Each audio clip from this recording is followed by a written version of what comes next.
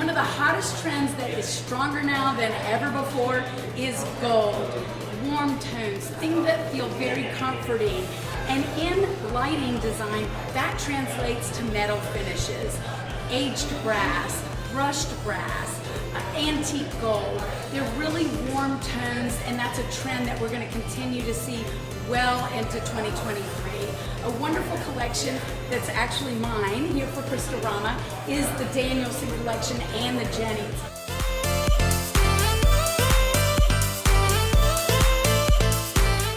This is a wonderful finish that's almost like a champagne brass, so it's a little bit between silver, but it's got gold undertones. So these work really well if you have mixed metals. But we know the gold is not going anywhere. It's staying strong.